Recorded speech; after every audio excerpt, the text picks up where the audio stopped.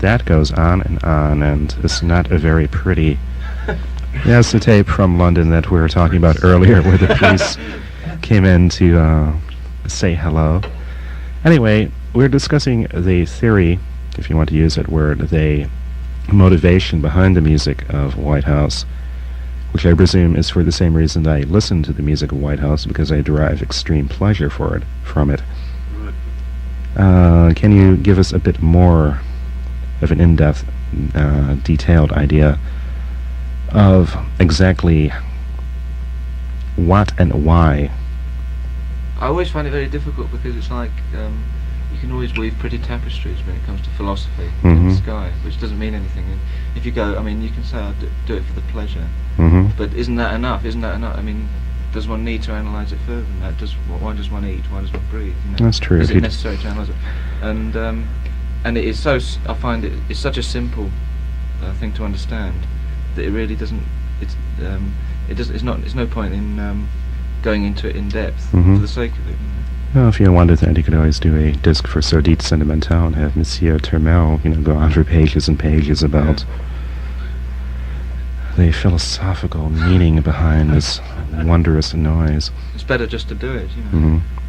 So besides some of the people that we have discussed thus far, what are some of the other there's influences? We've covered sort of a few select killers, but there are certainly other individuals who I have incredible respect for in a huge admiration. Like the greatest liberated American today, who's, in my opinion, is Chuck Traynor, who many people may not have heard of, but is the star of the book Ordeal by Linda Lovelace, and I recommend that book to absolutely anybody. Oh yes, I remember when that came out, and the poor woman was running around from talk show to talk show. I don't know, she always looked like she was having a good time in those films, but... Yeah, I've seen all these films, and I can't see how she wasn't enjoying it.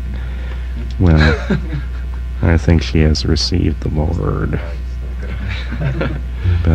And in addition to a guy like Chuck Traynor, I mean, Quentin Crisp is another favourite of mine. I mean, that guy, I mean, whenever I watch him, I'm in awe at his eloquence, and he's got an answer for everything, and I just can't disagree with the guy. Yeah, he was just in town about a couple of months ago. He did a one-man show. Did you see it? I didn't get a chance to see it. For one thing, it was incredibly expensive, and I couldn't afford it. Yeah. But from everything that I heard about, and from the PBS show of the Naked Civil Servant that they showed a couple of years ago, he had quite a bit of guts to be able to present himself as he was in that time when there was so much oppression. Oh, definitely.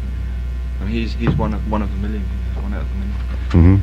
And he's very old in age, but he's one of those guys who thinks so young. I mean, he makes, I mean, us sort of 23, 24-year-olds. He puts us to shame as far as the way his mind works. It's so young, so vital.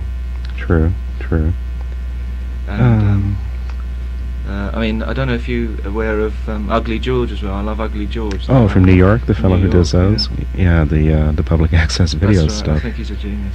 Which we just got a phone call from Paul from Unit 731, who's going to be opening the show, and he just told us that Try and Be Grateful, the Whitehouse videotape, and the Unit 731 videotape will be presented on Evanston public access cable quite soon. Does anybody watch it? I'm not quite sure, because I live in Chicago. We don't have cable in Chicago, so I really don't know, but it's quite interesting that will be cablecast. Yeah, because when we did a couple of weeks ago at one of the local clubs, we did an evening of difficult music in which we presented some interesting videos, and people had quite a hard time dealing with them. But they paid their money and they took their choice, and what can you do? If they didn't want to look at the screens, nobody was going to make them.